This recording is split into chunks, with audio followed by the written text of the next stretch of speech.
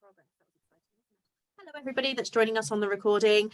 So just a little intro, and I'm going to hand you straight over to Cherie from the Advocacy People. Take it away, my dear. Hi, everyone. So I'm actually just going to share my screen because I have a presentation for you. So let's do that, and hopefully you can all see that. Just going to close this so it's not in the way. And then if we get the, get the slideshow going. Okay, so as already been said, I'm from the Advocacy People. So you might have known us in the past as SEAP, or Support, Empower, Advocate and Promote. We underwent a brand name last year, a rebrand, because most of us really didn't like it. It was difficult to say, it was difficult to remember, and we think the Advocacy People really does embrace who we are and what we're about. It's easy to say, easy to remember. And that is me. So I'm supervising advocate in Southampton City and the Isle of Wight, which means that I basically oversee those two contracts. I've been with the Advocacy People for 17 and a half years. So it's quite a while, and we've been providing the independent health complaints advocacy service in Southampton City since 2003, when it was its original pilot. Okay, so today I was asked to come along and tell you a little bit about what advocacy is in itself, as well as about what the service is that we provide, and to give you some ideas about self-advocacy too. In many ways, advocacy is about making ourselves unemployed. Our job is to try and empower people till they feel able to do things by themselves. So if we have a client who we've been working with, and then they have another piece of work and they say, do you know what, actually, I think I can manage that myself, we're thrilled, because that's what we want to do. But in the meantime, there are always people who perhaps won't be able to manage that. So our job is to make sure their voices are heard. So we don't have our own opinions, we don't tell them what to do, we literally support them to make sure that they have their say in whatever area that is. So that process will include talking to you about what you want to achieve and how you feel about the experience you've had, listening to the information that you give us. We then will provide you with any information you need about what you can do next, and what choices you have, and what the likely outcomes of those would be. And then we might also provide more practical support, such as letter writing, attending meetings. It all depends in what area we're talking about, but that basically is what advocacy is. It's not a legal service. We do find sometimes people get us confused with solicitors. Unfortunately, we can blame the US for that, because they tend to term their solicitors as advocates as well, but it's not the same thing at all. Because generally they're not trained in legal matters, other than the matters that's around the area they're dealing with. So really it's about ensuring that your voice gets heard. And please let me know if I'm going too fast. So an independent health complaints advocate. So a little bit of background, I suppose. The Health and Social Care Act of 2003 stated that there should be a service available for people who wanted to make complaints about care and treatment, so that they could be supported and helped to do that, because it recognised that basically what was happening was the most vulnerable were unable to make those complaints, and yet they were the ones most likely to have problems in the NHS. So the Independent Health Complaints Advocacy Service was created. And originally this was paid for by the Department of Health, and then later this was put down to local authorities, local councils. So a health complaints advocate job is to help a person to make a complaint about NHS treatment. That includes guiding them through the complaints process so that they understand, because it is a particular process, and we'll talk about that a bit later. Help them to understand the things that they can complain about, because there are certain things that don't fit in an NHS complaint, and also what sort of things they are likely to achieve and what do they want to achieve. Now, the job that we do is very tailor-made to the person themselves. We get some people who are very, very capable, but perhaps want a little bit of information about the process, or might like us to have a look at a letter that they've written. We'll have people who are very capable normally, but would be what we would term temporarily vulnerable, in that maybe they're bereaved and they're not able to manage it by themselves. And then right down at the other end of the scale, we have people who perhaps have severe learning disabilities, severe mental health issues, perhaps they're carers, and it's one more thing that they can't do because they're doing so much already. And then they might ask us to do a little bit more for them. So if they want us to, we might meet with them, as well as perhaps talking to them on the telephone and via email. We would write letters for them. If there was a meeting with professionals to discuss their complaint, we could go along and arrange it and make sure everything's done properly. And another big part of our job is that we signpost people to other services. So if we were to have a person come to us in Southampton who is a carer but isn't aware of carers in Southampton and would like us to, we can either give them the information, or if it's really difficult for them, we can make the referral for them as well. And we do that across the board with quite a few organisations, because sometimes it's very hard when you have to keep telling your story. It's easier in many ways if someone can perhaps just pass that on. So there are things that we won't do, that we can't do. One of those foremost things is we don't make decisions for people, and we don't give them our opinion. So some people find that very difficult, because they'll say to us, well, what do you think? Do you think that this is a worthwhile complaint? Do you think I should be happy with that response? And we can help a person to understand the response and discuss the complaint with them, but we can't give them our own opinion. The reason for that is we don't have an opinion. Our opinion is your opinion. As an advocate, we are there to make sure your voice is heard, so we don't get to have a view on that voice. We are only there to ensure it is heard. So along with that, we don't make judgments about people or their complaint. You know, we have people come to us who want to complain about an incident that happened. Perhaps a member of staff was rude to them.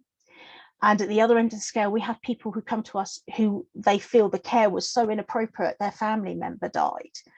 But although certain things might be seen as different seriousness by the NHS, they are all important to the client. They are all important to the person complaining, and they all have effect on their well-being. So we will not make judgments about whether or not a complaint is worthwhile. If a person is unhappy, then that's where we go with the complaint and we take it forward. And the other thing we don't do is we have a high confidentiality threshold. So we explain to everyone when they first come to us that we won't share information outside of the organisation without people's consent. We actually ask them if they're able to sign a consent form. Otherwise, the NHS won't work with us on behalf of that person. But we will, however, have to breach confidentiality if we find that a life is in danger, that somebody's going to hurt themselves or somebody else. And we make sure people are fully aware of that. And should that situation occur, because we do end up taking safeguarding referrals, should that happen, we will try and give someone as much control over that as possible. And hopefully we won't even get to that point, because the person will be telling us they don't feel very well, they want to hurt themselves, and they'll say to us, yes, please do talk to my doctor, please do talk to the crisis team in mental health, please do talk to the safeguarding board. So hopefully we don't have that situation. But with the exception of that, anything you tell us does not go further. So you don't have to worry that we're going to be then talking to the NHS and saying what you've told us. Funnily enough, it doesn't work the other way. The NHS are made aware that anything they tell a health complaints advocate about you, you will be told. Because as far as we're concerned, if you tell us, they're telling you. We don't hide anything from our clients. So some people think that the idea of making a complaint about the NHS is really very negative, and we can see why it feels like that. The NHS is a brilliant and it's underfunded, but it is an amazing provision. But actually the NHS themselves welcome both positive and negative feedback. And we do try to include positive feedback. If I have someone say to me, we're complaining about one ward, but I went on that ward and it was fantastic, I'll say to them, can I put that in the letter? Can I add that? Because they use that feedback then to improve their service. If it's positive, they know that there's something doing right and they can carry on with it. And if it's negative, then maybe they need to change something. Maybe there needs to be a small alteration. And quite often that need for improvement will go unnoticed if nobody says that there's a problem.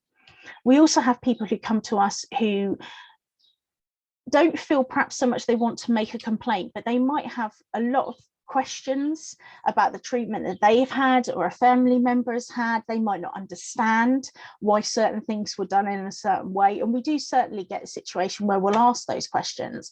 And once it's explained to them, the person will go, oh, well, I understand that now. Right, okay, that's fine. I don't have a problem. And sometimes things do go wrong. We're all imperfect. That includes doctors and nurses and everyone working from the NHS. So sometimes things do go wrong. And some people might want an apology for problems they've had. And they might want to ensure that later on they're going to get better treatment. And maybe everyone else will get better treatment too. Excuse me a moment while I just take a quick sip. Okay. So there are certain things that you can achieve by making a complaint. The first one is perhaps an apology for anything that went wrong. Definitely answers to questions. We always ask questions when we submit a complaint, and we always ask the NHS to answer those. Perhaps an explanation of why something went wrong or why something is done in a particular way. And if it's clear that there is a problem with the way that the NHS is doing something, then we might ask them to put things in place to make sure that doesn't happen again. We might ask them to make improvements to services. So I thought I might give you an example here. We had a gentleman contact us, and it wasn't in the Southampton area. I'm using one outside Southampton.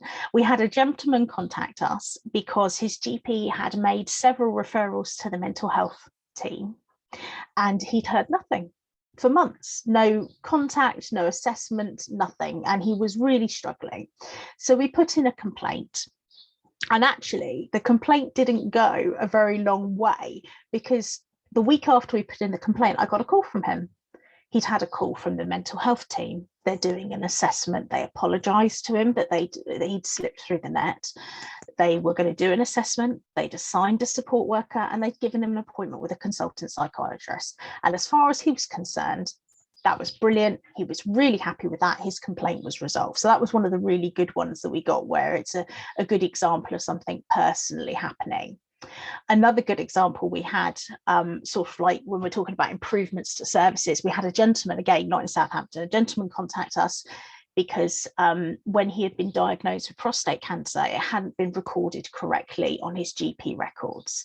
So what normally happens is once you record that, a patient will be asked to come back for a 6-monthly PSA test.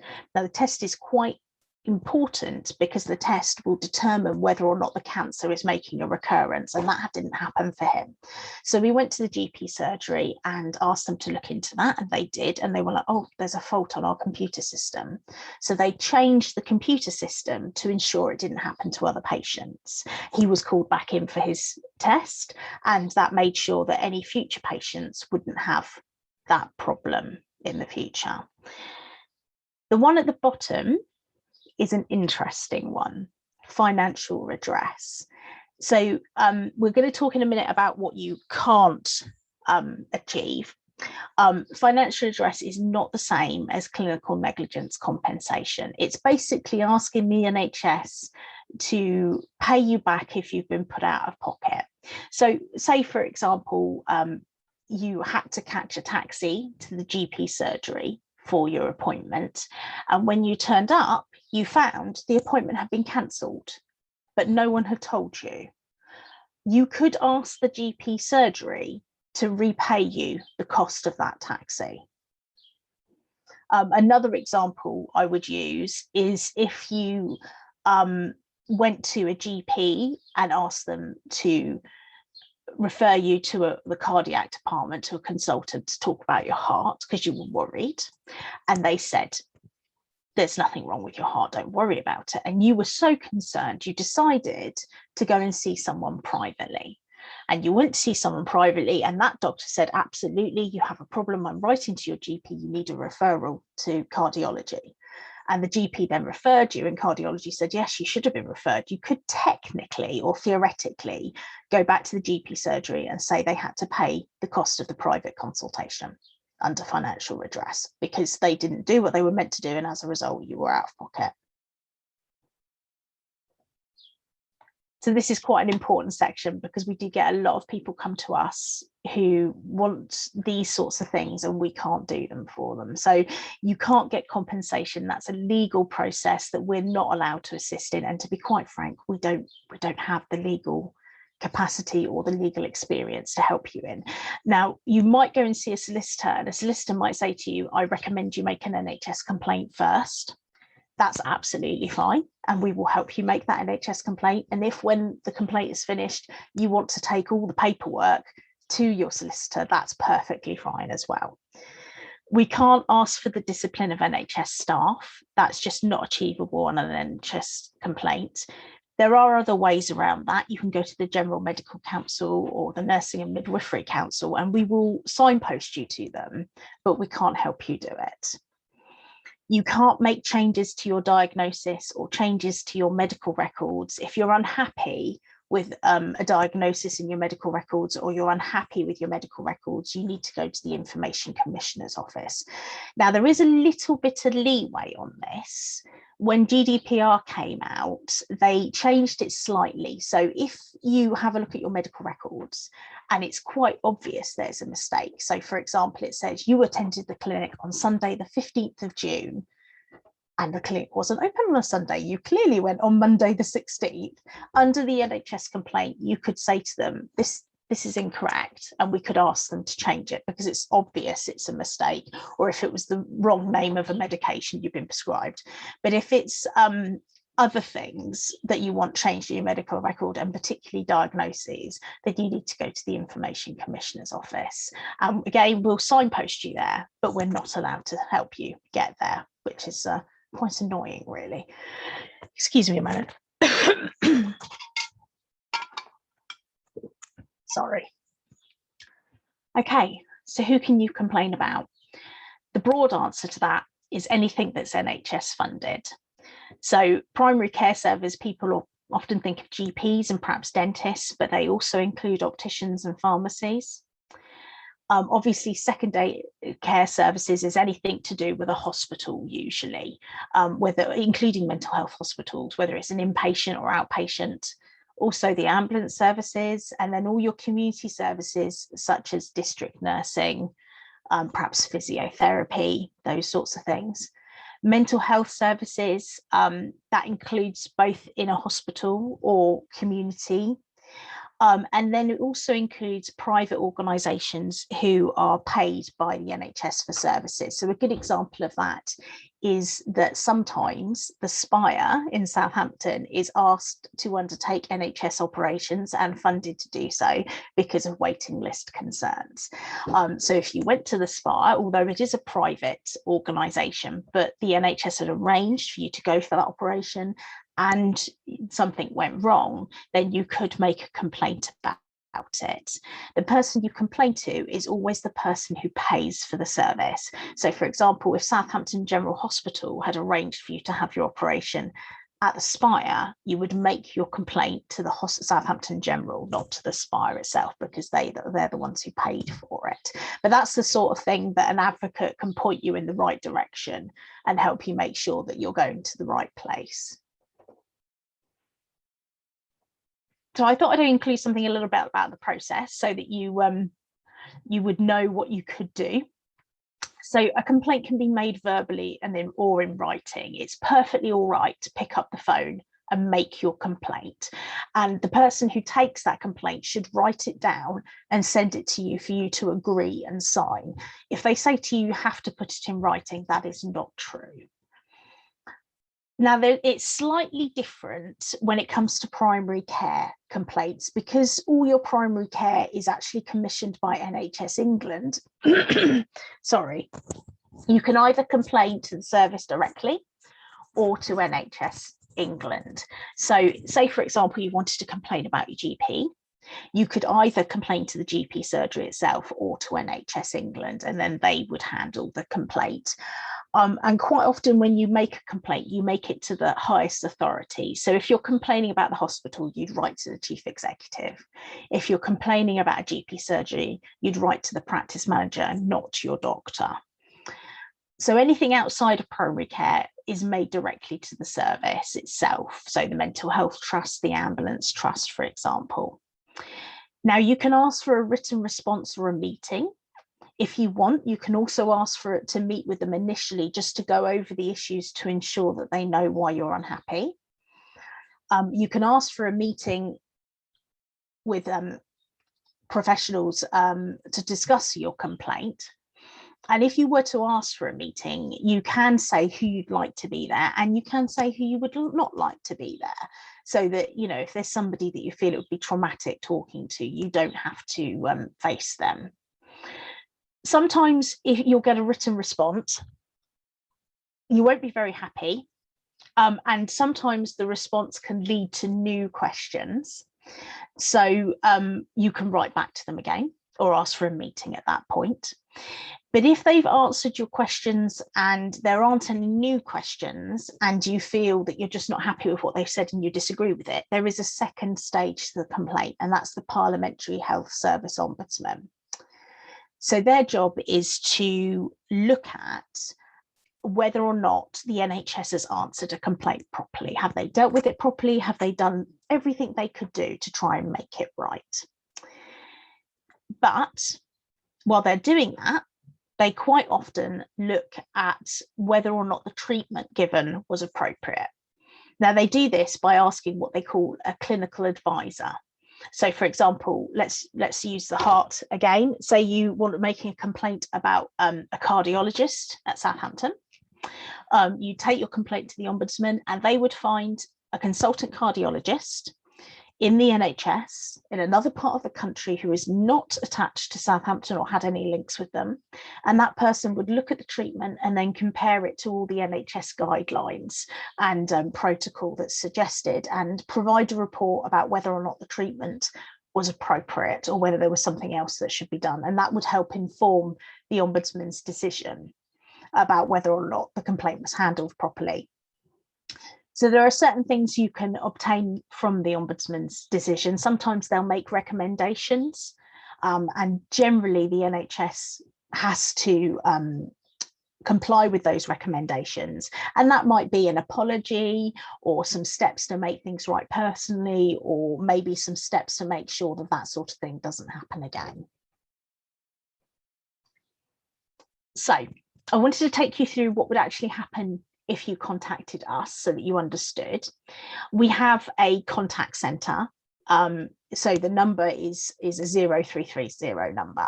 So it's not a local Southampton number. And the reason for that is we hold contracts all across the south of England. So we have a contact centre. And they take the initial information, and what they do is they send out what we call a self-help pack, and that pack tells everything that you need to know about making a complaint. You can also get it on the website, so that if you want to go ahead and do it by yourself and just want some information, that's absolutely fine. If you like the help of an actual advocate to help you in whatever way, we ask you to sign a consent form. This is because the NHS won't work with us without your consent. And then someone is allocated to be your advocate and help you. Now, verbal consent is also acceptable. So if you're unable to sign a form, that's not a problem. You can make a complaint on the behalf of somebody else. So, you know, if a family member or a friend is unable to do it themselves and they'd like you to do it for them, that's perfectly fine too, and we can help you do that. If you need someone to come and see you, we can arrange that. If you don't feel like comfortable with having someone come to your home, we can arrange a meeting somewhere else in a more neutral location. And then the advocate will listen to your concerns and start working with you about how they can help you, and then provide the support that you need as we go through the process. So our service is completely free of charge. It doesn't matter how long you have an advocate for, how much work they do for you, you will not be required to pay for our service, and that is because it is paid by the local authority. We are independent of the NHS, we're not funded by them. We work alongside them to resolve your complaint, but we are independent of them, and we're completely confidential. Unless there is, like I say, a safeguarding situation, anything you tell us does not go to other organisations at all. So I was asked to mention about self-advocacy, and that is definitely something that you can do if you feel comfortable doing.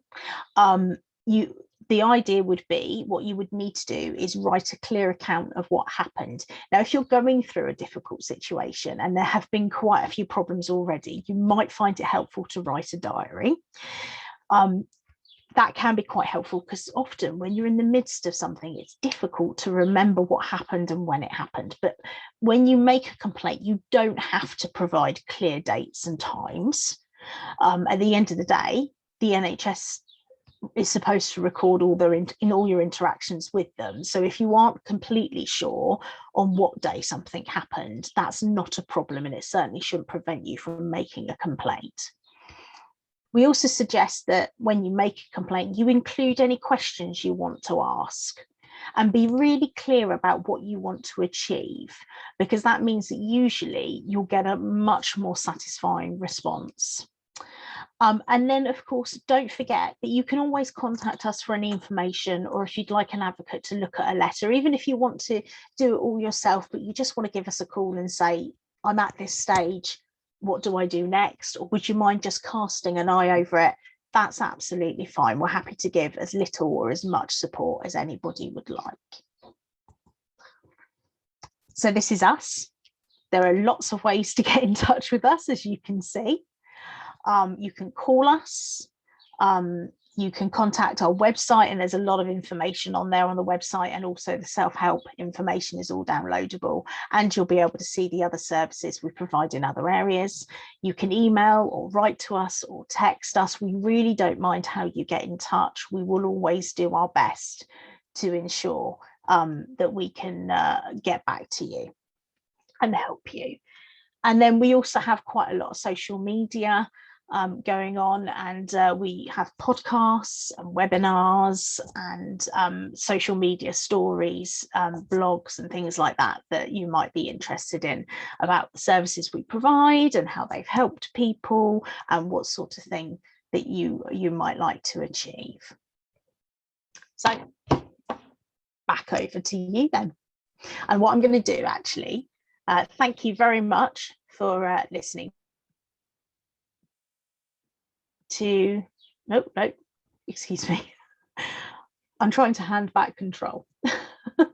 I'm here. It's okay. Oh, wonderful. Please take back control. I think if you just press stop sharing, Sharia, it should disappear I think at the top of your screen, you should be able to just press stop sharing. Oh, there it is. Come back to everybody. Fabulous.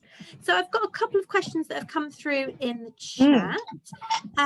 So the first one was, are you trained for advocacy, or can one do advocacy for anybody? So I think the idea is kind of, you said obviously being a self-advocate, do you need any qualifications, or can you just advocate on behalf of somebody else without any formal training?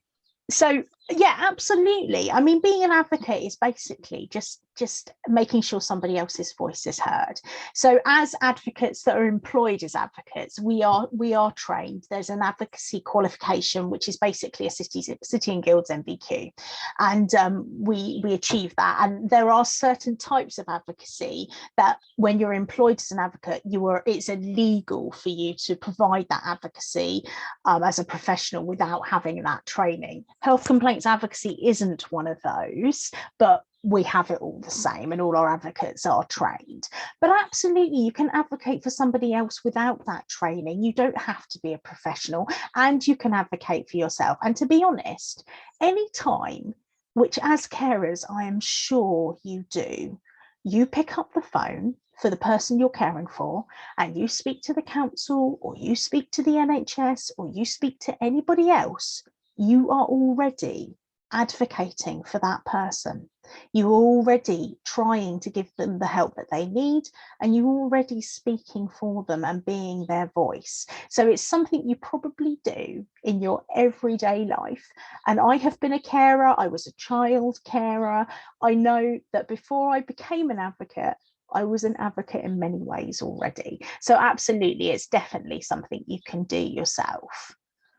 And if somebody wants to make a complaint, or even would like some information about how to advocate, they can always come to us, because we're always very happy to help people to do that. We want people to feel empowered so that they can do that. Really interesting, Joe, that you can just pass over or look over a letter or an email, just to give that kind of, have I put this right? Have I got the wording right on this? Is it kind of not too emotional and things like that? Do you think that this is a good written complaint? And I think that's really helpful. I think a lot of people will find that really useful. So another question was, do you follow up with the complaints procedures too? So do you kind of get the follow up from anything that you put in, and can that be kind of pushed through further with you guys? Yeah, so say for example, somebody comes to us and they want us to help them through the entire process. We take them every single step of the way. So we will write the letter, we'll follow up with the trust if there's been a bit of delay, and find out what's happening so the person doesn't worry too much. When the response is given, that goes back to the same advocate. You generally, unless somebody leaves the organisation or there's a problem, you have the same advocate through the entire process. So once we get the response, we'd go through it with you. If you were happy, fantastic. If you weren't, and you wanted to write another letter, we do that all the way right through to the end of the ombudsman process, every single step of the way. And the other thing we also do is, which is quite an important part of our work, is that we report on trends. So if we have more than one person coming to us with a problem in the same area, the same problem, we report on that, and we say, look, there's an issue going on here. And we also report on the outcomes that are as a result of a complaint. So we're really interested in having that information, which is, will stick with someone all the way through the process. And how long the sort of things, sort of a ballpark, tend to take? And obviously it depends very much if it's a fairly easy fix, like you said, just the letter that gets responded to, or whether it goes all the way through to the ombudsman. But do you have kind of a rough how long people tend to spend with you?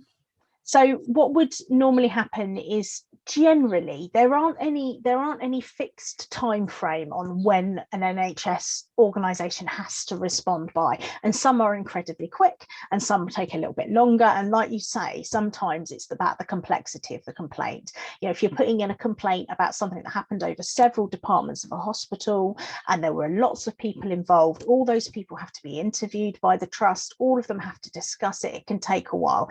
Generally, we expect a response between 1 or 2 months. We tend to get a response, and then we'll try and submit. If there's another letter, we'll try and submit it quite quickly. It might be a couple more months, or a meeting. It'll take a couple of months to arrange. It really, really depends. We have some people come to us and it's fixed within under 6 months, and sometimes people come to us and they're still with us a year later. But those tend to be the more complex complaints, and they also tend to be the ones that we're more involved in and do more of the work. So the client themselves isn't having to do all the follow-up and all that sort of thing. Even though they're with us longer, we usually are taking more of the share there. The benefit, if you think about the limited time that carers do have to follow these things through and to write to people and ring people, the fact that you guys are there every step of the way to kind of do that with them is a massive bonus. Talking about self-advocacy then, I've just been working my way through the questions. Can you approach the ombudsman directly yourself as a self-advocate, or does that have to come through an advocacy service? No, absolutely you can. They have their forms online. It's quite a long form, but again, if you wrote a form and you wanted us to cast an eye over it, we'd be very happy to do so. And yes, you absolutely can. The entire process can be done by anybody, whether they are the patient or a friend or a family member of the patient, and even if the patient has passed away. They don't have to use an advocate at all, but we are there if they want to. In terms of advocating for somebody else, do you have to have any kind of power of protection, power of attorney, sorry, or court of protection for being able to advocate on behalf of somebody else? Or as long as you have their consent to do so, is that okay to come either through you guys or yourself? So generally, we don't find that people have to have a power of attorney. If somebody isn't able to sign the consent form as a patient, we tend to tick that they don't have capacity to do so, and the Ombudsman tends to take that as well. No, you don't really need a power of attorney, and power of attorneys, they can be, there's a monetary one and then there's a health and well-being one, and no, you don't need either of them to make a complaint. I haven't really I mean, in all the times I'm doing this, I've not come across the NHS saying to us, we want them to have a power of attorney. Because of course, if you don't have a power of attorney already and somebody's lost capacity, that's a massive legal battle, isn't it? And we wouldn't expect somebody to do it. Yeah, exactly. It's a nightmare. So we wouldn't expect somebody to have that, no. They're not putting those barriers in the way of the complaint being made. If it's not there, then they're still happy to accept the process. Yeah, and to be honest, if the NHS said no, which I haven't really experienced, we'd go to the Ombudsman and tell them that the NHS wasn't cooperating. They can argue with them about it. Do you have any interpretation services? So people have English is not their first language, perhaps. Are you able to reach out to people to help for interpreters and translation services? So we have Language Line, of course, which works quite well on telephone and things like that. But we also will purchase the services of interpreters. It's very important to us, actually, that we're able to communicate with people in their mother tongue, because we know that actually understanding something is a lot easier, even if you do speak another language fairly well. When it's in your own mother language, is much easier to understand things, and these things can be quite complex. It's when we're asking people about how they feel about something, it's quite important we get that right. So we use Language Line when it's over the telephone, if a client is happy with that, or if they would like face-to-face interpretation, we will of course pay for interpretation services. If we're talking about a meeting with the hospital, we would say to them, you need to buy in interpretation services or provide it. That's part of your job, and we won't be attending a meeting until you do. We also have, we work with the Royal Association of the Deaf, so that we can use sign for people who are deaf and like to use sign language. And also we have various different communication tools, such as Makaton and PACS and things like that, so that we can work with people. Sometimes we work with people where they don't really have a spoken language at all, and that can be challenging for them and for us, but we'll still do whatever we can to make sure a person's heard. And lastly then, from the comments box I've got, do you publish your annual outcomes for people to look at? So you said you kind of collate the trends and the kind of outcomes that you're getting. Is that published anywhere as a report that the public can access? I'm going to say no to that, because we publish it to our commissioners. So if the commissioners publish it, that's one thing, but we don't publish it outside. What we do is I provide a quarterly and an annual report for commissioners, and it's something we do across all our areas, and we meet regularly with them to let them know what's happening.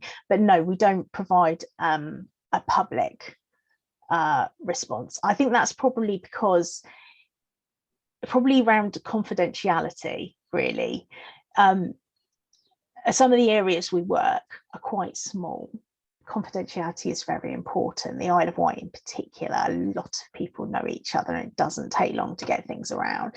And when you are publishing outcomes, it makes apparent what the problem has been, and sometimes it wouldn't take very much for people to put 2 and 2 together.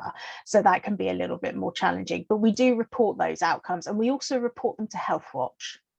So we work quite closely with them. They refer to us. So yeah, there you go. So we work quite closely with them in all areas, because sometimes people come to us and they don't want to make a complaint, but they are concerned about something. So we'll say, we'll talk to Healthwatch, because they gain more stories as well. And then that can also go down as pointing towards a particular trend. You mentioned that you post lots of bits on your social media, sort of success stories, and people that are happy to share perhaps then their outcomes and their successes and go onto following, I guess, what you guys do and seeing some of the work you do, then social media might Absolutely, be yes. So doing that. yeah, sorry, you froze for a second. I thought you'd stop. Yeah, no, absolutely. And we encourage people to share their stories. We ask people to provide us feedback on the service so that we know what we need to improve, because I think it's the same across the board. You know, just as the NHS welcomes feedback, we welcome feedback, because our service can always improve. One thing I did forget to mention, and I really should have included this in the presentation, I can't believe I forgot it. So the NHS puts a 12-month time limit on complaints. Now, that can be 12 months from when the situation happened, or 12 months from when you became aware there was a problem, because sometimes people will obtain their medical records later and suddenly realise. Now, there is a little bit of leeway around this, because the NHS recognises that sometimes people are very unwell, and particularly as carers, you know, you already have a lot going on. And we will always argue for that leeway. If you want to complain about something that happened 5, 6, 7 years ago and you knew about it all that time, then you're probably going to be out of the mark. But we would always argue if you were up to 2 years out, because I think there's also something to be said for a progression of a complaint. You know, I had this conversation with someone from the Ombudsman the other day, and they said to me, well, the first problem was, you know, in such and such a day. Well, yes, but when you go and see a GP, you have your conversation and hope everything will be all right, and you walk out the door, and then nothing happens. So you go back 3 weeks later and say, well, why haven't you done that? Oh, no, I'll fix it. That's fine. You walk out the door. You might come back 3 weeks later. You know, you can't take that first interaction as the time of complaint, because all the things that went wrong afterwards haven't happened yet. And what tends to happen is people have faith in the NHS. They'll do something, and then after a few months, they'll be like, you know what, I'm fed up now. This just isn't working. This isn't happening. I'm putting in a complaint. But they don't at first, because they want it all to be resolved, and they don't see that it's a problem yet. It's hopefully going to be fixed. So we would always, you know, put the full weight of argument behind why the NHS should accept a complaint is a little bit out of date. And we would explain, you know, that it takes time to get to that point where you think you need to make a complaint. And there are other things going on in people's lives. And particularly if you have a vulnerability like a mental health problem, or if you are a carer and you've got an absolutely full plate, it's going to take you longer to get to that point. That would be the case for things like trauma, so the fact that it kind of comes up at a much later date, perhaps, or there's a point at a later date where that person can then have the mental space to deal with that issue. Can that kind of be argued as a, I would argue that actually in the long term this has affected this person massively. It's taken them a while to get to a place where they feel ready to make that complaint and have that conversation. Absolutely, I would argue that. And I would also argue that in relation to bereavement, because it takes time, doesn't it? I mean, at first there's the horror of what's happened, and then you have to organise the funeral and everything else, and the probate and all that sort of stuff. And if it's something that went wrong and was unexpected, there's usually a coroner's inquest or a post-mortem, and it's also horrible. People they're not able to come to make a complaint at that point. They have to have some time to overcome the shock and to allow things to calm down a little bit. And I certainly find myself in situations where I'm saying to the NHS, I know it's 18 months since the thing happened, since the person died, but the person who's complaining has been through this and this and this and this. It's taken them this long to get to this point, and you need to show a little bit of understanding. And generally, as long as it's, you know, for a really good reason, they will waiver it. So they do tend to, and if not, your advocate will argue about it anyway. We're good at arguing. It's one of those things that, you know, when you look at the website, it might say if it was more than 6 months ago, you know, we won't accept it. But actually knowing that you can come to like an organization like yourselves and get that little extra push, that little bit of extra support is really and important. I would say that if you put in your own complaint, and again, we're talking about reasonable timeframes, we're talking about something that's 24 months instead of 12. We're not talking about something that's 5 years ago. But if you were having that problem and you had put in a complaint and it had been 18 months ago, and there were plenty of very good reasons why you hadn't been able to do it first, and they had shut you down, you would be welcome to come to us and we try and argue it for you. And the same as if it doesn't happen very often, but if the complaint was being ignored, that happens very rarely, but occasionally it can happen, particularly in dental areas. So if you find that your complaint is being ignored, then come and see us and we'll shout at somebody. Isn't it? It's having somebody else to kind of push the buttons and fight your battles for you when, you know, it's not that easy to always do it yourself, whether Absolutely. it's, you know, ability to do it or whether it's just time and emotional energy to do it. Having someone that can support you is always going to be a benefit. My manager the other day suggested, you know how you have animals have group names like a murder of crows. He suggested that we should call a group of advocates an argument, which I thought was quite funny. I was like, yeah, no, that's probably true. Isn't it? Sometimes you need someone on your side that's going to say, we don't shut up. No, we need you to listen to this person. This person has a voice that needs listening to and has a perspective that you need to take into account. And it's important that they do. Yeah, I think that is important. Or by yourself, you know, you have that right to stand up and say, no, I'm not happy about this, and you are going to listen to me. And I think sometimes it's hard for carers a lot of the time because the focus is on the person they're looking after, and sometimes it can be hard as that outside person, I guess, to get your voice heard and to get your foot in the door. But yeah, having that confidence, like you said, you know, you are entitled to be listened to, and as a carer you are entitled to have a say and an input in that person's care and support with their consent. It's important that those voices are heard as well. I think it's really it's absolutely vital. I mean, we've definitely had situations in the past where we've made complaints about situations where a patient has suffered very badly because nobody listened to the carer when the carer was trying to say, they don't communicate like that, they're allergic to this, they can't have that type of treatment, it's been tried, it doesn't work, you know, some quite horrendous situations really. At the end of the day, although medical professionals are the professionals, they don't spend time with the carer or with the patient like a carer does. A carer understands how they communicate, they understand what they will tolerate, they understand, you know, what their health is like, what they can manage. If you cut out the carer, you're actually cutting out a wealth of information, not to mention reassurance for the patient. And I would say that we've seen some improvement in that way, in including carers over the last few years, but there still is a way to go. And I must admit, in the past as a carer, I've been absolutely furious when someone won't listen to me, almost panic driven, when I know what they're trying to do is not going to work and is actually going to be potentially harmful, to the point where you feel like you want to stand in the middle of a hospital corridor and just scream, you will listen to me. So I think that's really quite important. And the more, if carers wish to complain about the way they have been treated as a carer as opposed to the patient, that's perfectly fine as well. And it's those sorts of voices that are going to change the viewpoint of carers and turn the tide of how they're being treated. Soundbite you, Sherry, that would have been perfect. I'm going to soundbite it. Feel free to steal it. It's absolutely fine. This is the voice. And it's exactly what Carers Week is about, which is why we wanted to have this week, because it is about valuing and listening and respecting carers, and that is the aim of Carers Week and the campaigns across the whole year, really. So yeah, exactly what, you know, we're talking about. It's that value that you have input, your experiences, your expertise in that person are valuable and deserve to be listened to by all services, not just health, you know, social care, other organisations, day centres, all of those things. Your input is important, and that's what really matters.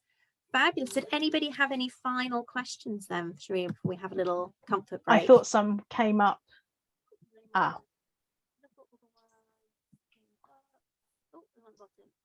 Anyone with trust issues in the organisation, how would you convince them that you are the one? So I guess that kind of can often come around mental health, dementia, that kind of thing. That inability to trust services and people, I'm sure is something that, and then that consent element that comes with it, I'm sure is something that comes up quite regularly for you guys. I think it is hard because if you're already having problems, by the time people come to us, they're already having problems with the NHS, and they may have had problems with various other organisations.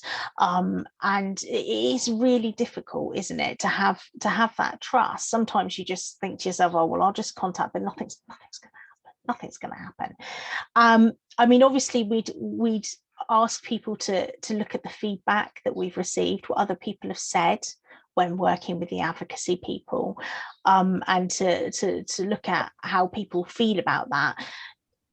I mean, at the end of the day, we are completely committed to supporting people. We're not interested in funding. We're not interested in money, because we all work in the sector. But we are only really interested in ensuring that people have their voices heard. And I would ask that people would give us a chance, and I would expect that very quickly they'd realise that we're there to ensure what they want is what's heard. But it can be difficult. I would always say that if anyone has any questions about who we are, what our service is, you are always welcome to contact us, get in touch. And I would also say, I'm going to give you my mobile number. This is my work mobile number. So if anybody wants to write it down, and if you write it down, then you can share it with people afterwards. If you want to talk to me, you can. I work part-time, so just leave a message and I will get back to you if you don't get hold of me then. But if you want to talk to me, whether you're another organisation or a person who's got a question about it, or you want to contact me directly to make your referral, you can. That's absolutely fine. Anytime, that's fine. So the number is 077 111 797 60. And if you have someone else who wants to talk to me, then give them that number. It's fine. Wonderful. I'll pop that in the follow-up emails as well. Absolutely. To everyone who attended today, so they've got that as well. Well, lovely. Thank you. That was absolutely fantastic. So, sorry, I'm sorry to interrupt. There's another question. Where are we funded? Where are we funded? Okay, so it's the local council, adult social care. So adult social care commission lots and lots of different services, and they commission this one. And as with a lot of their services, they go out for tender and you bid for them and then you're awarded the contract. We have been very fortunate to have been awarded the contract since we did the original pilot. But yes, they're the ones who purchase it. And that is quite helpful, really, because that means that as they pay for our service, we are completely independent from the NHS, because the NHS is not funding that service. Thank you so much. It's absolutely wonderful to say. Loads of great information in there, and I think just a real reassurance for people that, you know, they can reach out and you're entitled to reach out, and that support is there when you need it. So thank you so much for your time today, Sherry. Really appreciate it. If anybody has any questions, anybody watching online that obviously can't ask your questions in person, we can pass those along. So feel free to email through to Carers in Southampton, and we can pass those along for you if you wish as well. So not a problem at all. Absolutely. And thank you so much for having me, and feel free to tell everyone you like about the service. We don't mind being extra busy, as long as we're able to help people out. Lovely. Thank you so Thanks, much. everyone. So what we're going to do is we're going to have a little break for a few moments. You feel free to refresh your coffee cups, and then we'll have a lovely Rachel and Maria from Healthwatch coming to have a little chat with us as well. So we'll come back about sort of 5 past, if that's okay, and we'll get started. So have a nice break. Sure. Hello everybody that's on the record. We are back, and welcome back to those of you that have just had your coffee cups refilled, hopefully. So our next presentation, we're going to have lovely Rachel and Maria from Healthwatch. So they're going to have a little chat to us about what Healthwatch do, and how they can support people with advocacy in the city as well. So just a little reminder, if you are watching this at home and you're still joining us, that if you can let us know that you've watched it through or any part of the service today, then we can send you out an enrolment form to sign for our funding. That would be amazing. So just give us a little email and let us know that you've watched it online, would be great. So I'll hand over. Maria, Rachel, take it away. You've got sharing rights, so if you wanted to share any screens, you're welcome to. The floor is yours. Okay, so I'm going to start off. Hello everybody, by the way, and thanks Carers in Southampton for asking us to come along to this event. So I'm just going to start off and just give you a quick overview of Healthwatch, who we are and what we do.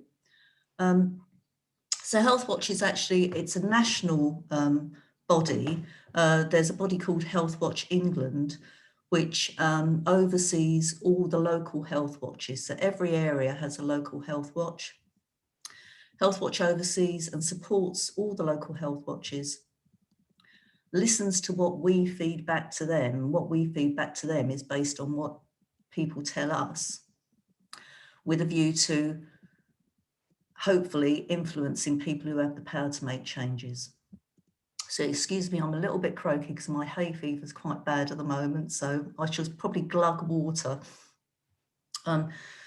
So as I say, every area in England has a health watch. So there's a health watch in Southampton City, there's one in Hampshire. And we are independent. We're funded by the Department of Health and Social Care via the local council, but we are independent, and we're the spokespeople for local people who use health and social care services. So basically, we're interested in your experience of health and social care services, what you think of them, what's going well, what's going not so well, and what needs to change. So in Southampton, we have Rachel, myself, and a manager, Rob Kern, who many of you might know. Excuse me, croak.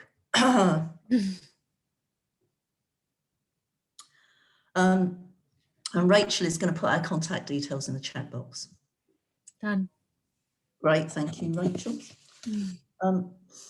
So locally, we provide various types of support. The main are individual support and collective support, or collective advocacy.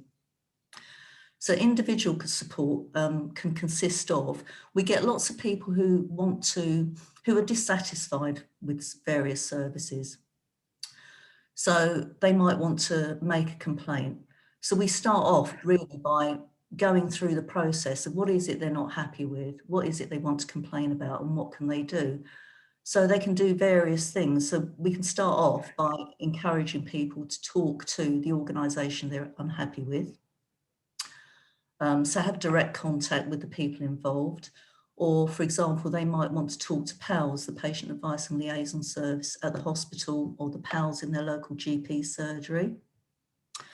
But if it gets to the point where people have tried all this, they're getting nowhere, then we can refer them to the advocacy people who you've already heard from. So that's one of the things we do. The other thing we do is signposting. So we help make people aware of what is available to them, so what they can use to get to where they want to be.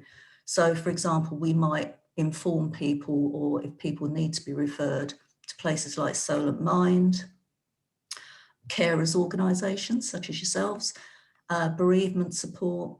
We also have a team you might have heard of called SoLinked, who are based at SVS, Southampton Voluntary Services, which is where we're also based. And they have a team called Community Navigators. And what they do is they basically have an overview of all the organisations in the city and all the voluntary organisations. And they can advise people, talk to people about what it is they need, what it is they're interested in, and then they can advise people where they can go within the city to get what it is they want. They also have a website, and perhaps Rachel would put the details of that in the chat box, which you can go to yourself, and you can, if you know what it is you want, you can navigate yourself around the website and find resources and various things that are going on in the community. And then finally, the other thing we do with individuals is provide individual support. You might want to call it advocacy. So we can, in some cases, directly liaise with organisations on behalf of people. So I'll give you a very straightforward example. We had somebody come to us via the email who was very worried because her sister was in Southampton General Hospital. Her sister had had her first COVID jab and was due her second before she was due to be discharged from the hospital. The date was coming up, you know, the 12-week deadline was coming up. And this lady was very, very worried because she had been told that her sister was unable to receive a jab while she was in hospital. So we were able to contact the hospital and find out, is this the case? Spoke to pharmacy, who said, no, so long as the person's medically fit, they can have their second jab. We established via the ward that the person was medically fit. So pharmacy then agreed. We told pharmacy, look, the deadline's coming up. This person's going to miss their deadline if they don't get their jab. So pharmacy then agreed to prioritise this person, and they got their second jab while they were in hospital. Now that's a pretty straightforward piece of liaison. Some of the other things we do can be a little bit more complicated, but that's just one example. And I think Rachel's got another example of some direct liaison we've done for somebody recently. Yeah, so we had, because obviously we're not in the office at the moment, our voicemails come through to our email. So we had a voicemail through from an individual who was in need of their COVID vaccination, but they weren't registered at a GP. So they registered at a GP, but they were told it was a 8-week waiting list, which where they were high risk, they were already overdue the COVID vaccine. So I phoned the client and I found out what GP practice it was. I contacted a GP practice and said about the situation, and then they were able to get registered within a week. So that then boosted them forward, and then they were able to have their COVID vaccine. Obviously, this is another very simple case, and we've had other cases which go on for a very long time because it's complex. But it does mean sometimes when people come to us, we can sort it out quite quickly. Yeah, great. Thanks, Rachel. And the other thing we do for people is what we call collective advocacy. So this is where specific issues might be identified by a group, could be a carers group, or by, say, for example, significant numbers of people coming to us with particular issues that they want addressed. So what we can do then is we can look into the issues and then advocate for change or improvements in services with the relevant people. So we get to hear about issues either by people contacting us directly. We get feedback on our website. There's a feedback page where people can leave comments about services, by attending meetings and by patient and public surveys. So with regard to collective advocacy, we've got a couple of things going on at the moment which specifically will interest carers because things that have been happening because during the pandemic, things have changed during the pandemic, which have had a direct result on people's lives in Southampton. So one is the Care Homes project, which is Rachel is heading up, and I think that's almost completed, isn't it, Rachel? Yeah, so the Care Homes project, we wanted to explore into care homes through the pandemic because we think actually a lot of negative light has been shone on care homes through the pandemic, and they've actually worked really hard. So we wanted to shine a positive light and let people know about how they've worked and how things have changed and what have been their challenges. So first of all, we did focus groups with care home owners, care home managers and care home staff. We're still currently doing some focus groups with care home staff because, as you know, their busy schedules mean that it's not always easy to fit in to do a focus group. And that now we're on doing an online survey with unpaid carers, family members and friends of residents in a care home. We also have said if anyone would like to contact us directly to have an interview rather than doing a survey, that they are more than welcome to do it, because we also know that there's been a lot of restrictions in place for unpaid carers and family and friends, and we want to make sure that their voices are heard. Lastly, we're going to try and interview some residents. Now, this is going to be quite hard because we're going to need a lot of support at the care homes, and depending on how severe their condition is in the care home will be whether if they want to be interviewed, if they understand what we're even talking about. But yeah, we're going to try and do the survey first. Once we do have all the results, we are going to write a report and take it to the commissioners, CCG, give it obviously all to the care home managers. I think Rob said about sending it to the CQC to allow them to see our recommendations. One thing that in particular up to now has come out is for staff is the support that's needed for their mental health wellbeing, because actually their job has kind of changed in the way of, it's now more, if say someone has COVID, it's now more palliative care than just being in a care home and looking after someone day to day. So that's one thing that's come out, but obviously we've got to explore many other avenues. So I'm going to put the survey link in the chat, and if anyone would like to take part, then would be lovely to hear your voice, or if you'd like to contact us directly for a one-to-one interview, then you're more than welcome, and we'll schedule it around your time and we'll work around you basically. But that's one way that we're trying to do collective advocacy. So if anybody is watching this online later, I'll make sure it's on the webpage on our website that will link to this video. We'll have all those details on as well. So don't panic if you can't see the chat right now. Brilliant, thank you. Great, thanks, Rachel.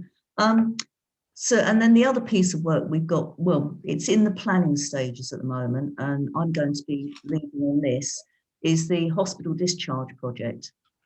So the background to this is at the start of the pandemic, the government, a lot of you will probably be aware of this anyway, the government issued new guidelines to help hospitals speed up discharge. And that was basically to free up beds because of the increased demand because of COVID. So they implemented a discharge to assess model where people have their ongoing needs assessed at home rather than in hospital prior to discharge. And obviously this has placed a lot of extra pressure on patients, on families, and on the people who care for them. Also on the staff who had to kind of learn to implement very, very quickly this new way of working.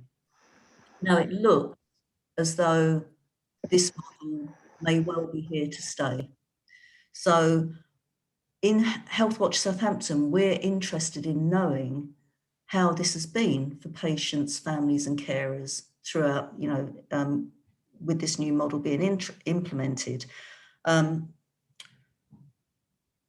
Obviously, we don't have the capacity to look at everybody who's been discharged throughout the entire pandemic.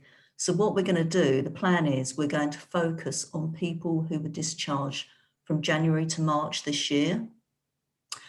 And what we want to do is to try and find out what's worked for them. Has there been anything positive in this new model? What hasn't worked, what hasn't done so well, and what needs to change for the future? Carers in Southampton have agreed to be part of the planning process. I'm very pleased to say, thank you very much. And we're hoping to get a few other organisations on board to help us, people who are experts in this kind of field who are going to help make sure that we're actually going along the right lines, asking the right sorts of questions.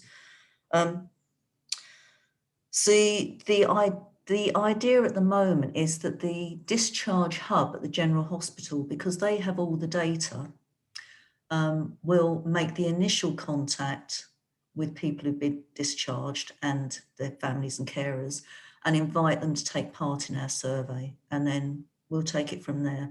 We haven't really got any further than that at the moment. I think it's going to be very interesting because there are other Healthwatch areas who are going through the same sort of process.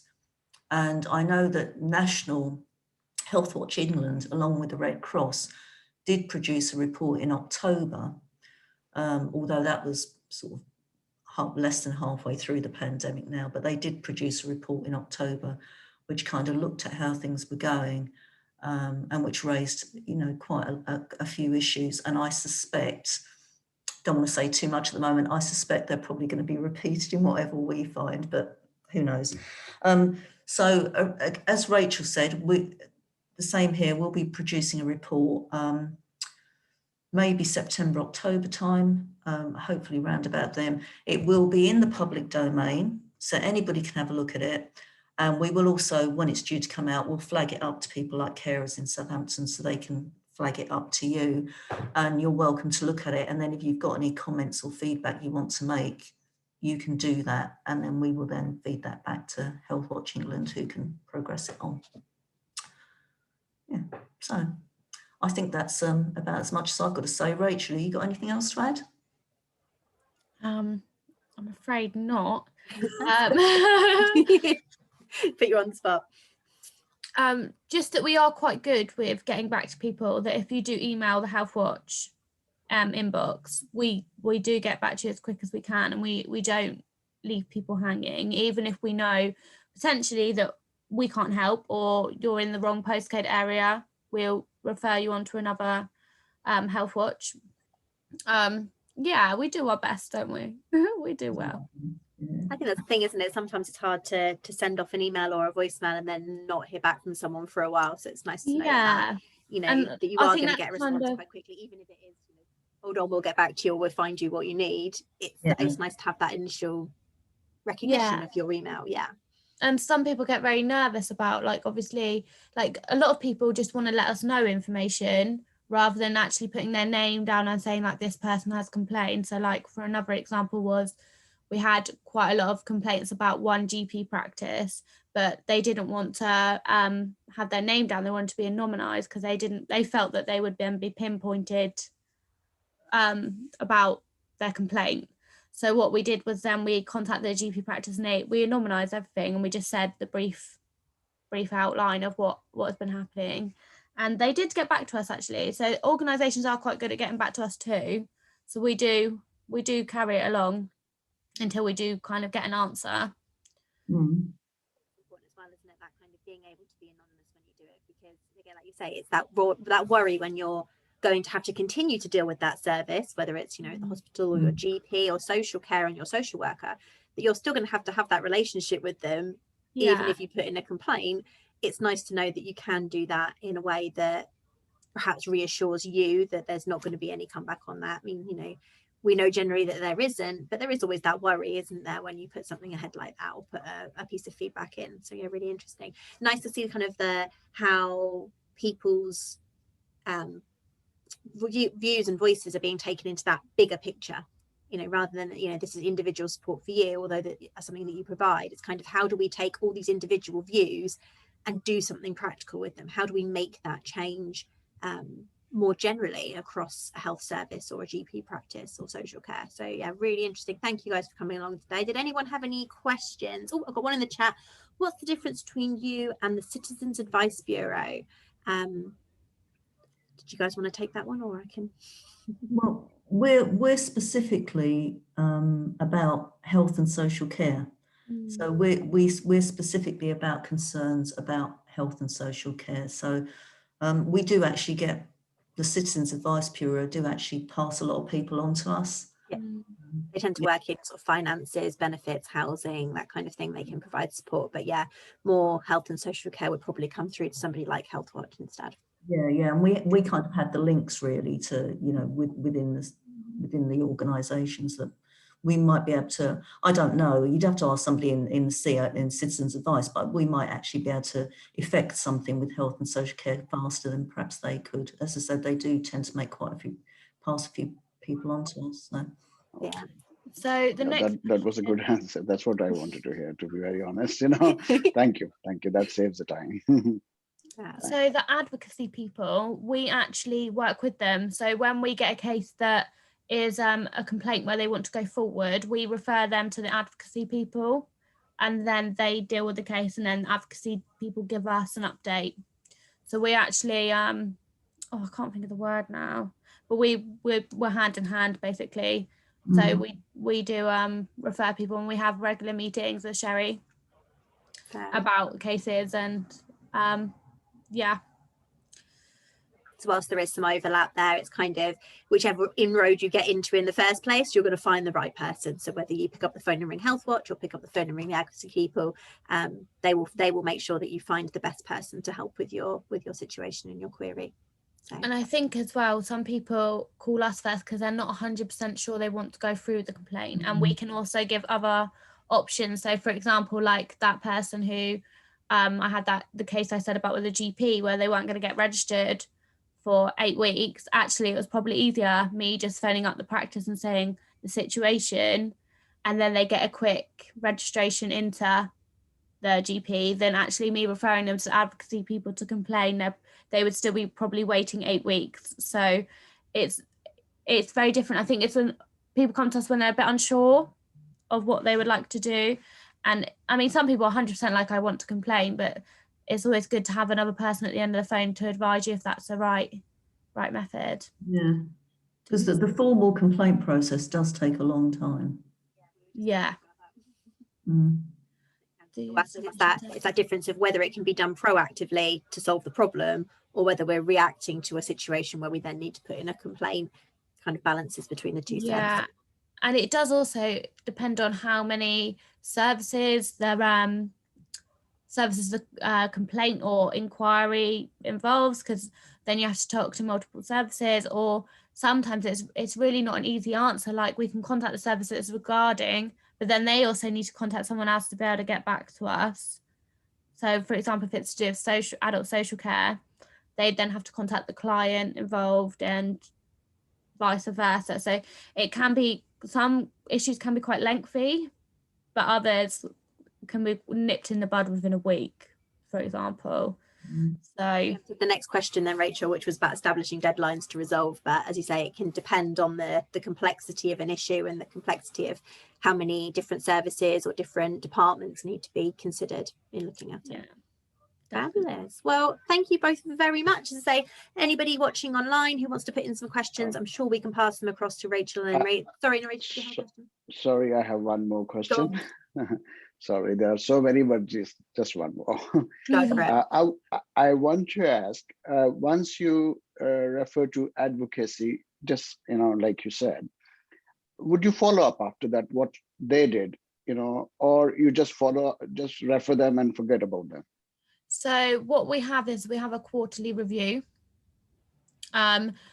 Our manager has asked for them to come back to us when they have any conclusions, and so, because actually from our perspective, we would like to know that it's been sorted.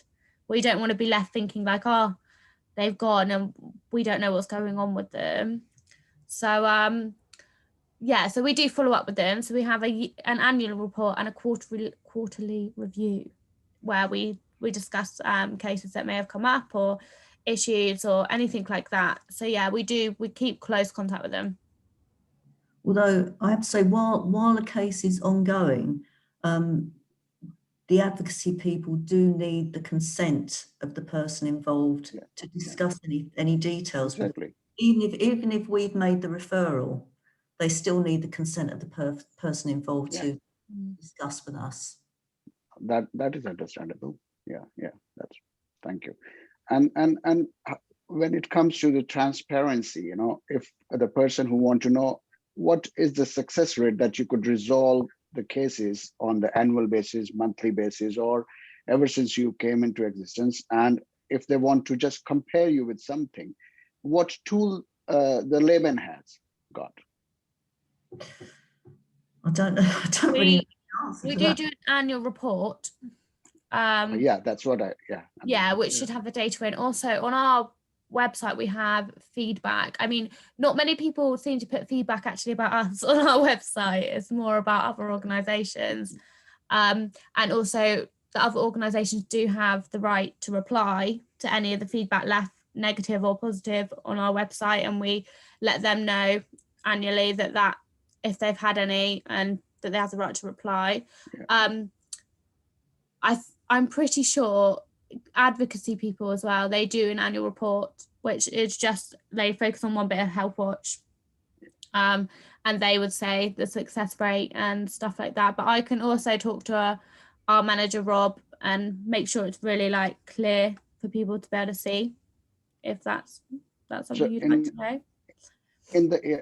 In the event that don't mind asking me, if you can't resolve somebody's issue, what would you say? That you can't do anything, or would you apologize, or what would you do in those cases? And how do you do something self-assessment in the department? Do you have any procedure to grow within the department, or Well, what would you do? So there's an example of this actually. Normally, if we can't resolve an issue, it's normally a collective issue within the area. So for example, recently a lot of people have been struggling to register with dentists because they're just not taking But people by the on. way, I'm a dentist, you know, I was a dentist, so well. So they're not taking people on because obviously they've had they were closed for a while, so they've got a lot of catch up and stuff, but it's actually, we can't do anything if the dentists aren't taking people on. We can't force them to take people on. Well, so what we did was we contacted Healthwatch England, which actually Healthwatch England are now looking into it, because it's not just our area that this issue is happening. So it's normally, if we can't resolve it, it's normally quite a big scale thing. Obviously we'd get back to the person, we wouldn't leave them hanging, but it's unfortunate when we can't help, but I guess you can't solve every issue in the world, can you?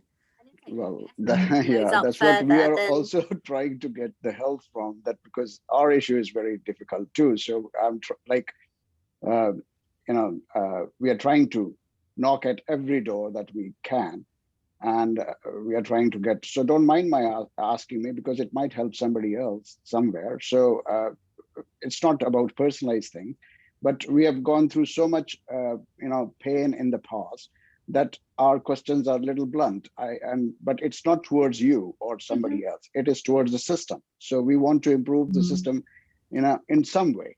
So because it is for the people, and if the people are not benefited, I mean, we don't want to afford to waste time, because my hair got a little gray doing these things, and somebody else shouldn't be doing that, so that's why it's a genuine effort that I'm doing towards, to reach people that who really, really need. I have sacrificed my career, not to say anything else. So it is from the heart, that's what I want to say.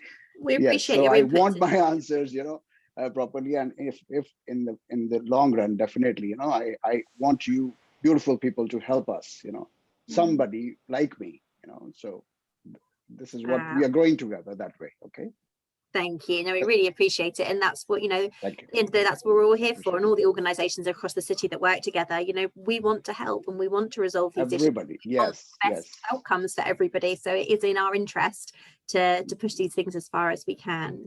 Well, thank you both so much for coming and joining us today. I've got our lovely last speaker lined up, but thank you for taking the time to come and speak to us this Carers Week. And if anyone does have any questions that I can pass over, then you're more than welcome to send them through to us at Carers in Southampton, and we will send them over to Maria and Rachel after the session. So thank you, ladies, that's absolutely fantastic, really interesting to what Healthwatch get up to, and hopefully we'll see you again soon. Thank you. See you later. Take care. That leaves me to introduce our last speaker for the day. So lovely Nicola has been waiting patiently. Hello, my darling. And Nicola's from Voiceability. So I'm just going to, you have sharing rights. So if you did want to put your presentation up, then you can do that your end. If you'd like me to do it, then just give me the nod and I will quickly formulate a plan. I can give it a go, but I have to hold my hands up and say that I'm not very familiar with Zoom. Right. So all you need to do is you click the share screen button at the bottom. Oh yeah. Then it will let you choose which one you want to share. So if you just choose your presentation and click share, then we should all be able to see. There we go. Perfect. Oh, fantastic. And then if you want to run the presentation as normal, then it will just flick through on everybody's screen and they'll be able to see. There we go. Okay, so hi everybody, I'm Nicola Bishop, or Nikki. I won't take offence if you call me Nikki or Nicola, it's fine. I've been called much worse before, so I'm easygoing. They called me Nikki too, so I don't mind. It's a good name. So if I tell you a little bit about myself and what my role is in Voiceability. So my job title is volunteer coordinator. Now that's not very helpful because actually I don't coordinate any volunteers. What I guess my main role within Southampton is the involvement and engagement work that we do. So supporting people to participate in things. Obviously, I've been asked to come along to you today and do my very best to share some information with you about Voiceability, but please bear with me because I'm not necessarily the most informed person about everything that Voiceability does, but I'll do my very best. So, Voiceability have been around for about 40 years. We support people to be heard when it matters most, particularly around decisions that need to be made around their healthcare and well-being. We are an independent charity and one of the UK's largest providers of advocacy and involvement services. We do work with all sorts of people. The majority of my work is with people who have a learning disability as it stands at the moment. But our advocates do work with, I want to say, almost anybody, to be honest. So yeah, we are all across the country almost, got quite a wide reach. As of last year, reaching out into Hampshire and Southampton. So although we are a new provider to the area, to reassure you about, I guess, local knowledge. So when the new contract came into place, what happened was an awful lot of the staff who were advocates in the different organisations that covered Hampshire and Southampton 2P'd over. So we do still have that element of local knowledge. There's probably around 40 advocates that cover the Hampshire and Southampton area. So yeah, that's that. Our advocates, well, our organisation holds the quality performance mark. It's, I guess, a way of making sure that our advocates are doing the very best that they can in advocacy. It means that our advocates are qualified or going through the qualification, and that we do the boring side of things, the recording and monitoring ongoing. Oh, pressed the wrong button there.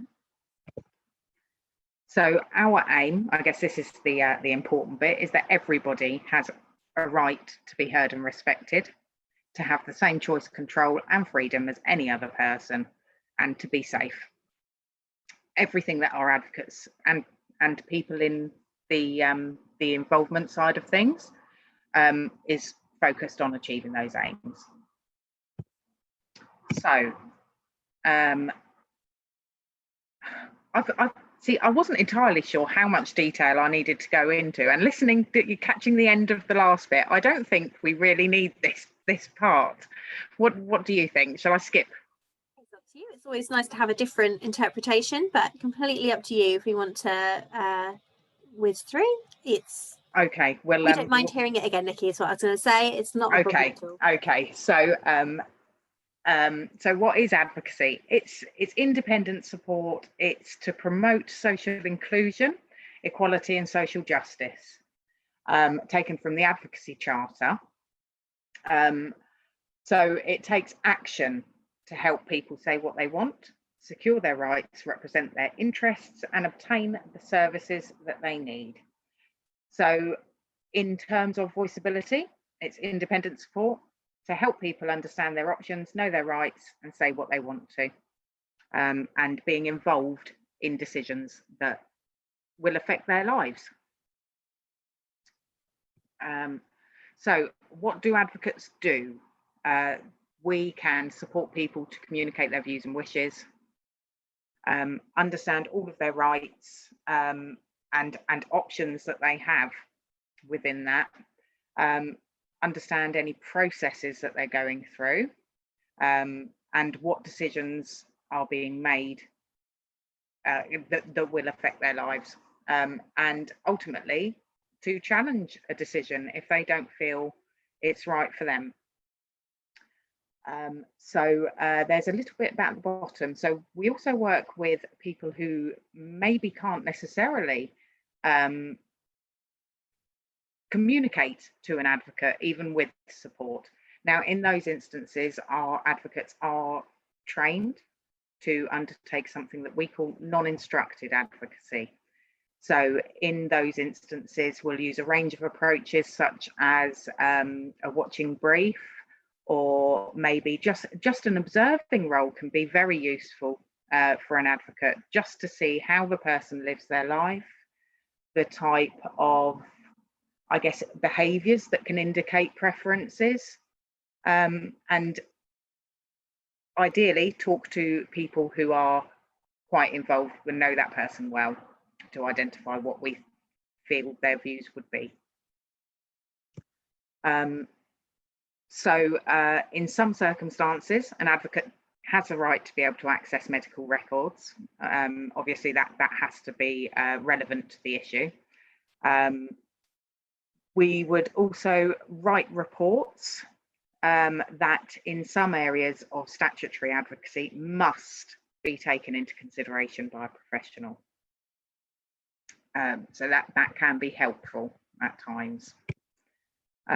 What advocacy is not. So it's not counselling or befriending, legal advice. Obviously, we're not qualified to give any legal advice of any description. It's not a mediation service. So we wouldn't be able to get involved in, for example, disputes that somebody might be having with their neighbour. We don't tell people what decision they should make. And obviously, we're not a replacement for a service that would be more appropriate. So the types of advocacy. So generally, there's two types of advocacy. We have statutory advocacy and we have general advocacy. So statutory advocacy is available everywhere. These are all the forms of advocacy that are a legal requirement for the local authority to commission. General advocacy can vary from area to area.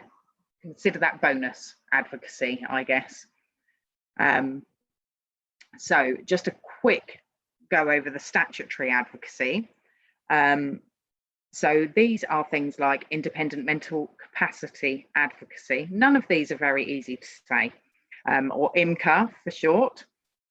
Independent mental health advocacy, or IMHA. Care Act advocacy, NHS complaints advocacy, and RPRs or Rule 1.2A representatives. So a quick overview of those. Obviously, mental capacity advocacy is around mental capacity. Generally, there's two areas that an advocate could be involved, and they are around decisions around changing long-term accommodation or serious medical treatment. There's also separate eligibility criteria for each of those forms of statutory advocacy, but I guess as a general rule, it's the person quite often needs to not have friends or family that would be appropriate to support that person with that process. Occasionally, it could be argued that maybe, so for example, if the family who were involved, but maybe they lived many, many miles away and might not necessarily be available to provide that support, then it could be argued that an advocate might be best placed. But otherwise, as a general rule, it's believed that family are appropriate to support. So independent mental health advocacy is around issues relating to mental health care and people's rights under the Mental Health Act. A lot of IMHA work is rights-based. So the advocate would be involved in making sure that the person knew what their rights were and what their options were.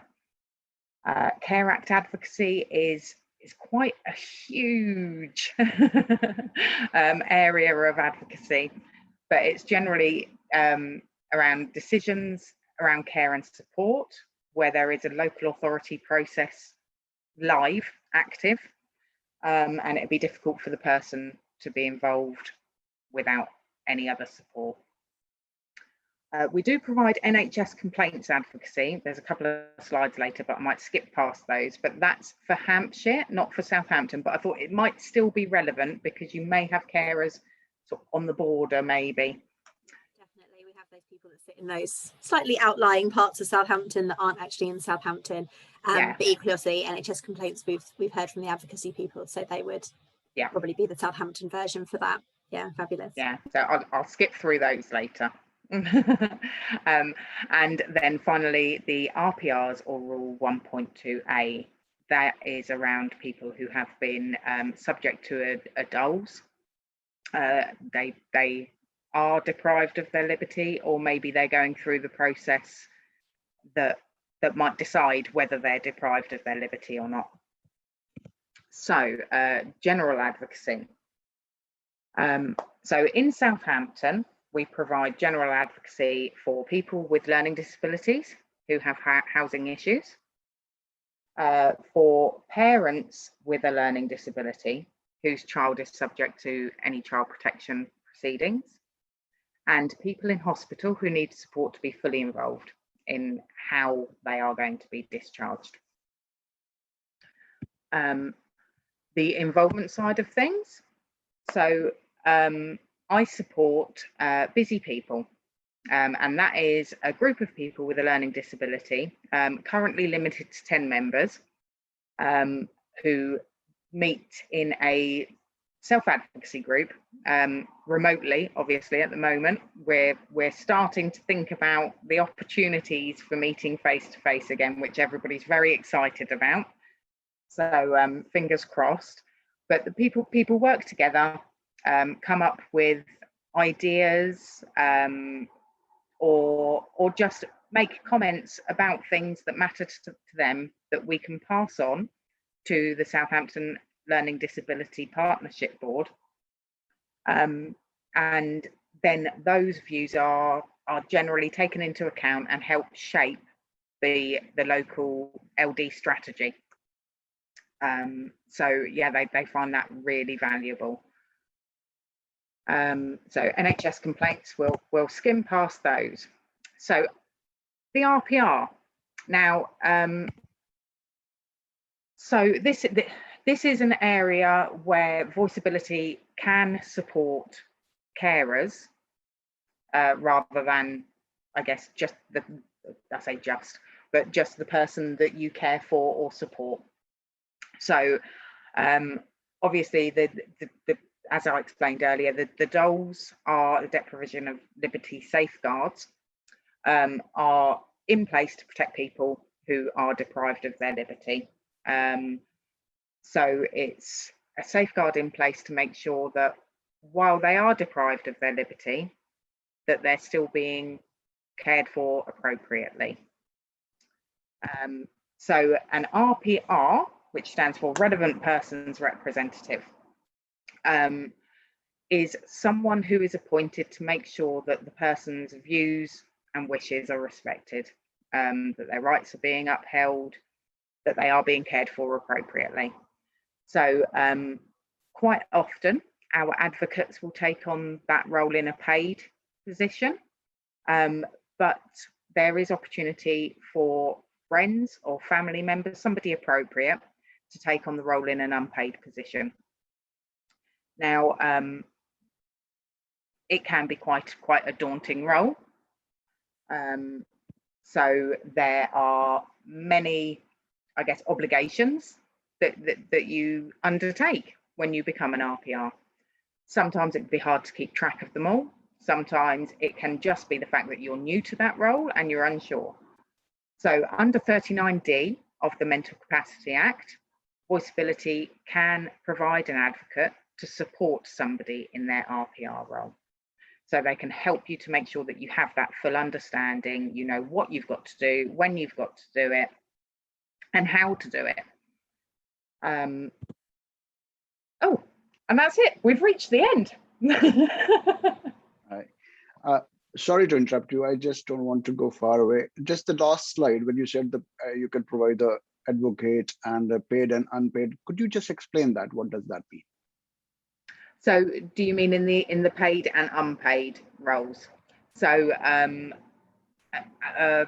when somebody has been, when it's been decided that somebody is deprived of their liberty, and that they would require a representative to make sure that their wishes and views are respected, that their rights are upheld.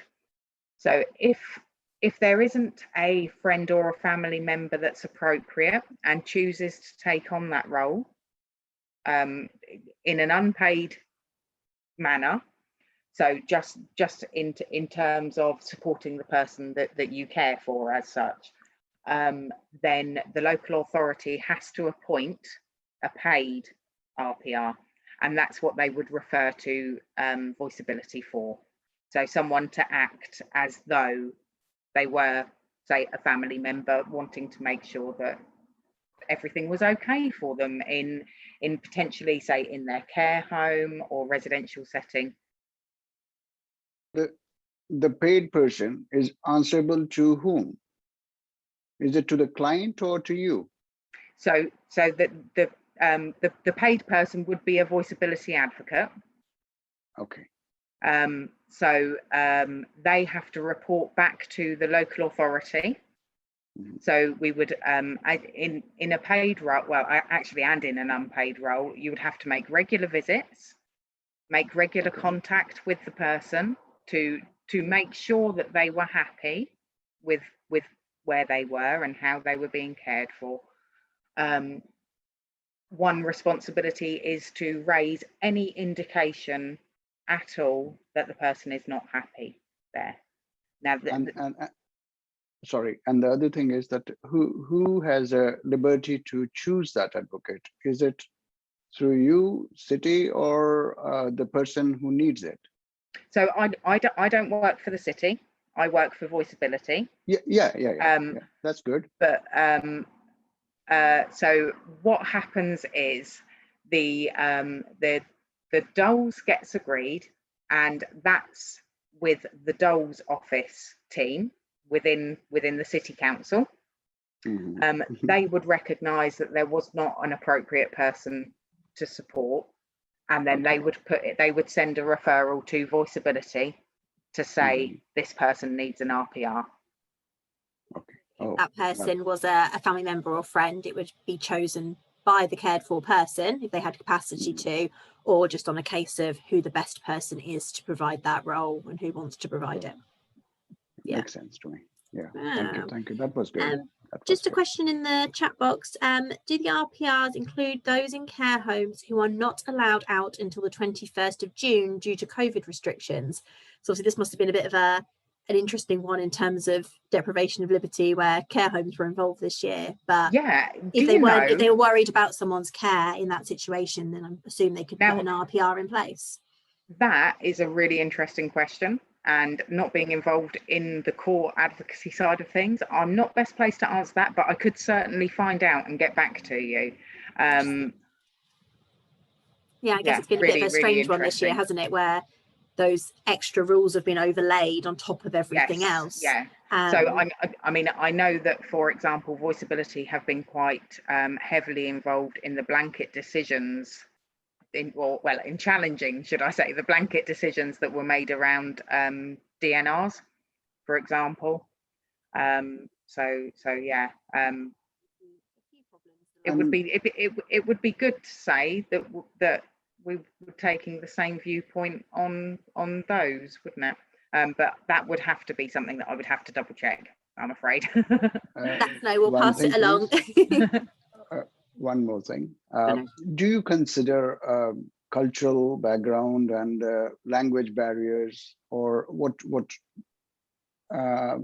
things do you do for that? Yep, certainly. So all our advocates have training in diversity and equality. We have actually a dedicated translator service, so we can contact them really easily to support any advocates in their work with someone where language is a barrier. We do take into account cultural differences as well. So obviously that comes under the diversity training, but advocates are aware that our own values, I guess, to a certain extent, can bias somebody's perception of a situation. And we're all fully aware that we need to step back from our own personal held values to understand that actually somebody else might hold slightly different values. Well, that sounds better. Thank you. Thank you. No, thank you. I'm really conscious of the time. No, it's okay. Is it okay if I run away? It is, of course. I just want to say thank you meeting. so much. You totally undersold yourself. That was brilliant and very different to the other speakers we've had today. So loads of really good extra information about what Voiceability do. So thank you so much, Nikki, for your time today. Feel free to get in touch. Yep. You can share my email with people if you'd like. Although I'm not entirely sure that, as I said earlier, I might not be the best person to help you. If there are any further queries, you can always contact Voiceability through the helpline. I'll put all the details in the follow-up email and we'll put them on the website as well. So all of those numbers and everything will be easy to find after today's session. But thank you so much, Nikki. I hope you enjoy the rest of your day and the rest of Carers Week. And thank you very much for your time today. Thank you very much for having me. Take care, everyone. That leaves me to wrap up, my darlings. So thank you very much for coming to join us today. Thank you for all your wonderful questions.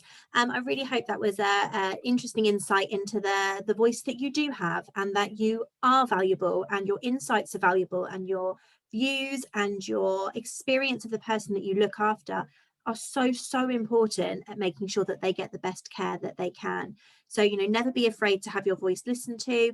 And if you don't feel confident to do that yourself and advocate for yourselves, then definitely get in touch with these services. That is exactly what they are there for, is to make sure that your voices are heard and that any problems or situations that are coming up can be resolved in the best way possible. So just a little reminder for those of you that have attended today, you'll get your enrolment form in the post. If you could just sign it and pop it back to us, that would be fantastic. And if you have watched it through online, please let us know that you've completed watching it or watched relevant parts that you were interested in. And again, we can send you out a little enrolment form just so that we can get our funding for our sessions today. If you're interested in any of our other Carers Week sessions that we've got going on, just pop onto our website at www.carersandsouthampton.co.uk. On our events page, everything is there, whether it's walks that we're doing through the week or online sessions. It'd be lovely to have you guys join us. And I'll let you go and enjoy the rest of your Wednesday. So thank you so much again for joining us, and thank you for all your questions. Anything else that we can do, please get in touch with Carers in Southampton and we can help. Take care. Thank you so much. Thank You're you. more It than was very welcome. informative. Thank you.